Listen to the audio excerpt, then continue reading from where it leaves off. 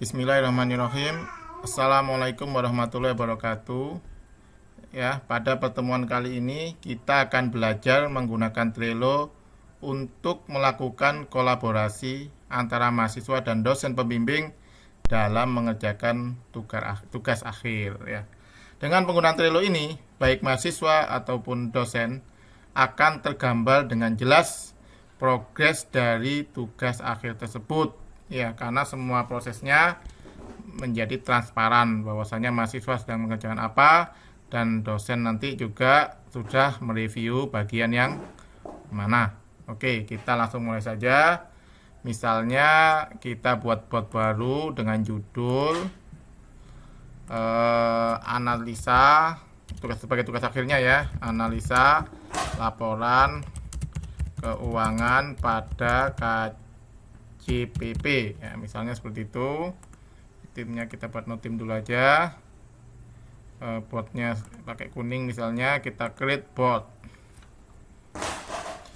Oke, seperti biasa kita membagi menjadi catnya ada to do, kemudian doing, review untuk siapa, dosen, dan done. Oke. Ini jangan lupa setelah kita membuat Trello ini, kalau kamu sebagai dosen pembimbing maka invite mahasiswa yang menjadi bimbinganmu. Kalau kamu mahasiswanya yang menginisiasi untuk menggunakan tools ini, maka invite dosen pembimbingmu untuk bisa apa? Untuk bisa memantau progres dari tugas akhir kamu ya. Oke, kita mulai. Misalnya to do, apa yang kita isi di to do ya, misalnya to do ini adalah berisi apa? Daftar bab yang harus kita kerjakan. Doing ini apa? Daftar bab yang sedang kita kerjakan. Review adalah daftar bab yang mahasiswa tersebut sudah mengerjakannya. Nah, nanti kan dosen akan mereview. Nah, nanti akan taruh di review. Done ini adalah daftar yang bab yang sudah disetujui ya. Jadi nanti semuanya akan terlihat. Oke, kita mulai dengan apa yang kita isi di to do. Misalnya kita add charts. Ya, misalnya bab 1 pendahuluan.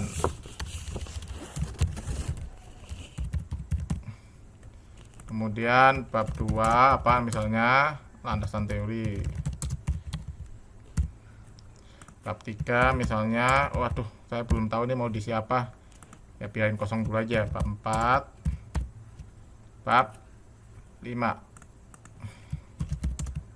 Oke. Misalnya bab 1 pendahuluan, nah kita bagi di sini menjadi checklist apa? Latar 1.1. Latar belakangnya apa ya. Satu checklist lagi, 1.2 alasan ya. Checklist lagi 1.2, 1.3 tujuan dan manfaat dan lain-lain sebagaimana yang ditetapkan oleh dari kampus tersebut. Nah, di checklist latar belakang ini kita isi nih apa saja pekerjaan yang harus kita lakukan di latar belakang. Misalnya ya ini kita menentukan latar belakangnya. Nanti misalnya ada penelitian-penelitian ya, kita juga tulis di task di sini ya. Seperti itu.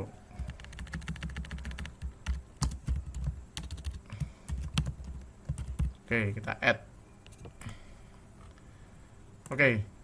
Sekarang kita sudah membuat list to do ya, yang berisi bab 1, landasan bab 2, bab 3, bab 4, bab 5. Sekarang kita ingin mulai mengerjakan bab 1 dulu, pendahuluan. Oke, kita pindah pendahuluan. Pendahuluan ini misalnya kita sudah selesai mengerjakan bab 1 ya. Kita centangi aja misalnya ini sudah selesai, yang ini juga misalnya sudah selesai. Ini juga sudah selesai semua.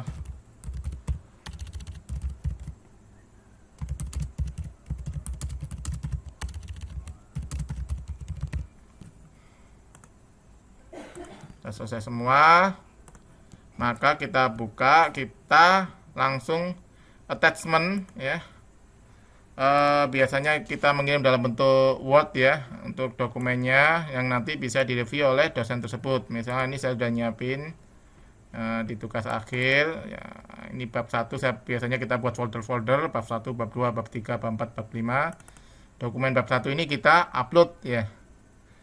Nah, untuk penamaan, ya, kalau bagi saya sendiri untuk memudahkan itu biasanya saya buat pakai format tanggal ya. YYY MMDD ya. Jadi kalau misalnya sekarang tanggal 15 April ya bab 1 2020 04 15 ya. Saya menghindari penamaan dengan nama misalnya bab 1. Kemudian ketika ada revisi bab 1 revisi, ada revisi lagi, bab 1 revisi lagi. Kemudian akhirnya dipikirnya sudah akhir, bab 1 akhir. Ternyata masih ada lagi bab 1 paling akhir. Itu enggak selesai. Selesai akhirnya bingung sendiri mana yang paling akhir. Nah, cara penamaan bisa seperti ini atau bisa juga kamu dengan versi. Tapi kalau saya memilih dengan menggunakan tanggal karena lebih mudah. Oke, misalnya kita upload ini bab 1. Open, nah, kita upload di sini. Oke, kita sudah nambahkan bab 1 di sini ya. Bisa juga kita kasih komen ya. Ya. Untuk bab 1 ini ya. Bab 1 sudah selesai ya. Save ya. Nah, kemudian kita pindah ke review untuk ini yang review ini baru kita bisa undang juga dosennya ya. Nanti kita change member, mana change member, kita invite dulu aja siapa, misalnya dosennya namanya Farida.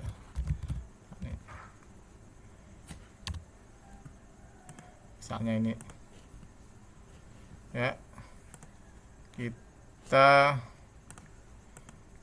ini kita kasih membernya, kita tambahkan ini ya, misalnya seperti itu ya, dosennya namanya itu. Oke, nanti Bu dosen atau Pak dosen membuka ini, dia akan mendownload ya. Oke, mendownloadnya dan melakukan revisi dan mengupload lagi ya. Nah, kemudian ketika ada komen dia akan nulis di sini ya. Bab 1 masih perlu direvisi karena kurang dalam hal definisi ya. Saya sudah memberi catatan